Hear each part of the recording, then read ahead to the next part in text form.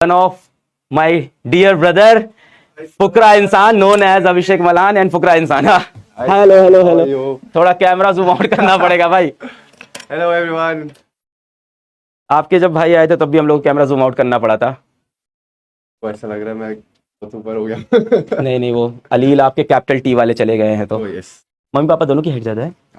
Mummy की height थोड़ी कम है, पापा की ज्यादा है. लाइक पापा इज 6 फीट, निश्चय 6'1", आई एम 6'2", 6'2". तो घर में आप सबसे लंबे. हाँ मैं बट सबसे पहले मैं सबको हैप्पी रिपब्लिक डे बोलना चाहता हूँ. And I am glad so many students out there पढ़ाई करने आए हुए हैं. एंड पढ़ाई लिखाई बहुत ज़रूरी है जीवन में.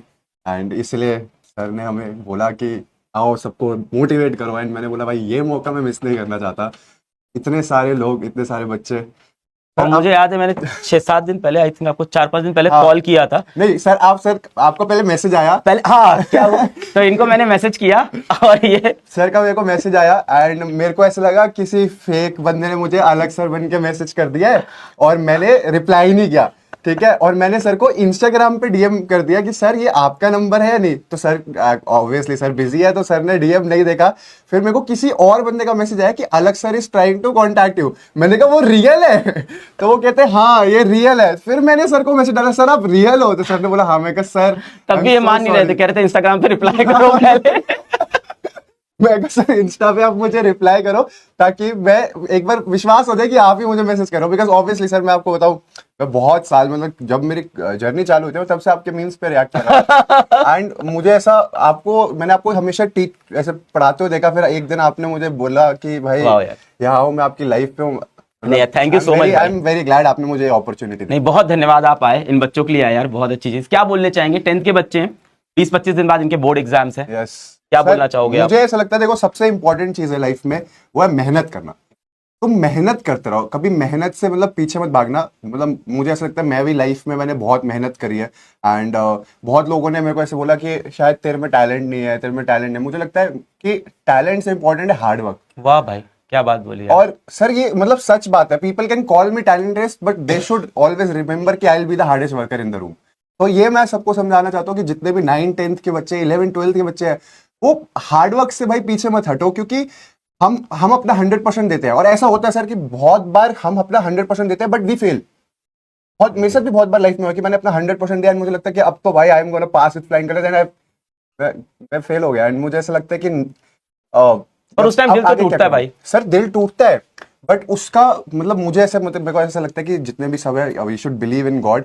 एंड एक पॉजिटिव ऑरा अपने अराउंड हमेशा होना चाहिए कि भाई अगर ये पॉजिटिविटी है, अगर मैंने अपने बेस्ट दिया एंड मेरे बेस्ट देने के बाद भी मैं फेल हो गया तो कोई दिक्कत नहीं है. भगवान ने सही में कुछ ना कुछ अच्छा और लिखा होगा. And we have to go on the other opportunity. Right. वो बहुत जरूरी है. मतलब मैं आपको एक छोटी सी स्टोरी सुनाऊंगा. बिल्कुल बिल्कुल. मैं जब 12th में था तो मेरे को पढ़ने का बहुत शौक था. And I have always been like कि अगर मैं क्लास में पढ़ रहा हूँ आई वांट टू टॉप, मुझे फर्स्ट आना है. तो मैं पढ़ा बहुत ज़्यादा, मैंने मेहनत करी. 12th में मेरे अकाउंट्स में 99 आए, मेरे मैथ्स में 96 आए. जब मैथ्स में 96. और मैथ्स उस साल सर सबसे टफ पेपर था.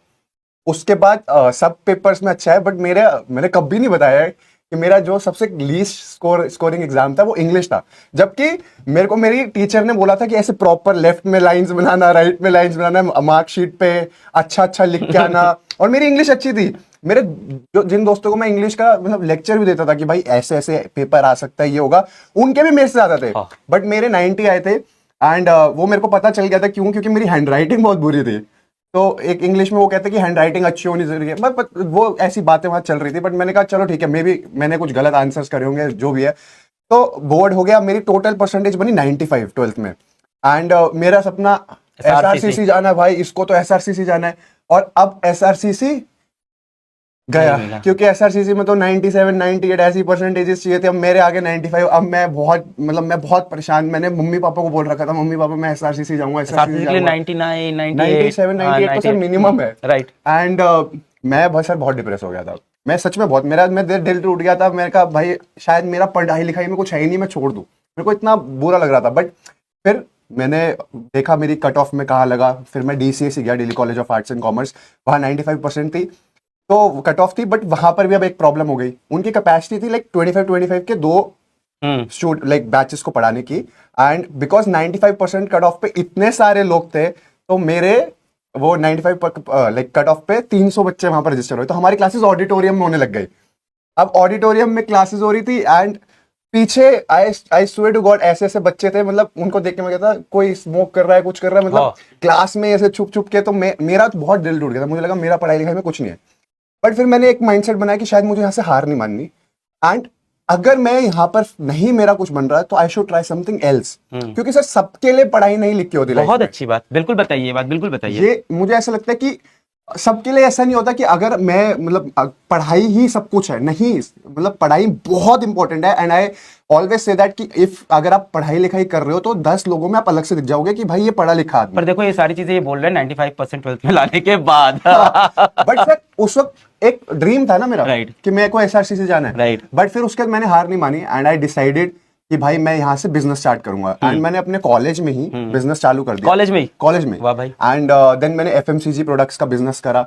हम 19-20 साल में? 19 साल में। अरे यार, एफएमसीजी प्रोडक्ट्स मैंने toilet cleaners, glass cleaners, floor cleaner, hand wash, ऐसे ये फ्लोर क्लीनर, ये सारे एफएमसीजी जो प्रोडक्ट्स थे, इसका पूरा काम शुरू करा था। मिस्टर बॉन्ड के नाम से हमारी कंपनी भी थी, and we were doing really good. हमने पहले साल में 6 करोड़ का टर्नओवर करा था। ओ भाई साहब, क्योंकि वो हमें पता चल गया था कैसे बेचना है, क्या करना है। मैं मेहनत करता गया। फिर कोविड का टाइम आया, बिजनेस थोड़ा कम होने लगा, चीजें कोविड के टाइम कैसे थी, तो तब मुझे लगा कि शायद मेरे लिए भगवान ने इससे भी अच्छा कुछ लिखा हुआ है। तो मैंने उस टाइम भी दुख हुआ था, अचानक से कोविड आया, सब कुछ। कोविड आने पे मेरे हिसाब से तो सारे बिजनेसमैन थोड़े परेशान ही थे, सबका लाइफ फेक हुआ था। बट प्रॉब्लम क्या था मेरे को ना, ये था कि हार्ड वर्क करो।